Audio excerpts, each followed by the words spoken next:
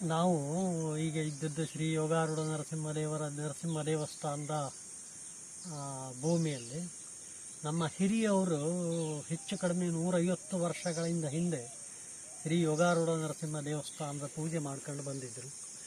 ನಾರಾಯಣ ಭಟ್ರು, ರಾಮಚಂದ್ರ ಭಟ್ರು, ವೆಂಕಟಸುಬ್ಬ ಭಟ್ಟರು, ಸೀತಾರಾಮ ಭಟ್ರು, ಅವ್ರ ಮಗ ನಾನು ಯಜ್ಞ ಅಂತೇಳಿ ನಾನು ಪೂಜೆ ಮಾಡ್ಕೊಂಡು 37 ವರ್ಷ ಪೂಜೆ ಮಾಡ್ಕೊಂಡು ಬಂದವ.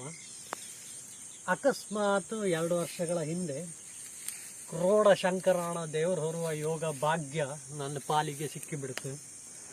ಇದನ್ನು ನಮ್ಮ ಜಾಯಮಾನದಲ್ಲಿ ಮರೆಯಲಾರದ ಒಂದು ಒಳ್ಳೆಯ ಯೋಗ. ಆ ಶಂಕರ ನಾರಾಯಣ ಕ್ರೋಡ ಶಂಕರಾಣ ಸಪ್ತಕ್ಷೇತ್ರಗಳಲ್ಲಿ ಒಂದಾದ ದೊಡ್ಡ ಕ್ಷೇತ್ರ. ಅಲ್ಲಿ ನಾವು ಉತ್ಸವ ಮೂರ್ತಿ ಹೆಚ್ಚು ಕಡಿಮೆ 30ರಿಂದ 40 kgಯವರೆಗೂ ತೂಕ ಇರುವ ದೇವರು.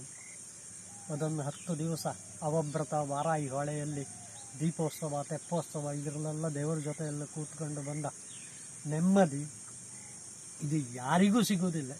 ಅಷ್ಟರ ಮಟ್ಟಿಗೆ ಮನಸ್ಸಿಗೆ ಖುಷಿ ಕೊಟ್ಟಿತ್ತು. ಇದು ಈಗ ಯಾಕೆ ಹೇಳೋದಕ್ಕೆ ಅಂದರೆ, ವಿಡಿಯೋದಲ್ಲಿ ಹಿಂದಿನ ಯಾರೋ ರಥವನ್ನು ಹತ್ತಿ ದೇವರ ಹೊತ್ತದ್ದೊಂದು ಚಿತ್ರ ಕಂಡ ತಕ್ಷಣ ನಮ್ಮ ಮನಸ್ಸಿಗೆ ಎಣಿಸಿದ್ದು ನಾನೇ ಧನ್ಯ, ನಾನೇ ಪುಣ್ಯಾತ್ಮ, ಇದು ಈ ಯೋಗ ನರಸಿಂಹನ ಅನುಗ್ರಹ ಅಲ್ಲದೆ ಮತ್ತು ಯಾವುದೂ ಅಲ್ಲ ಅಂದೇಳಿ.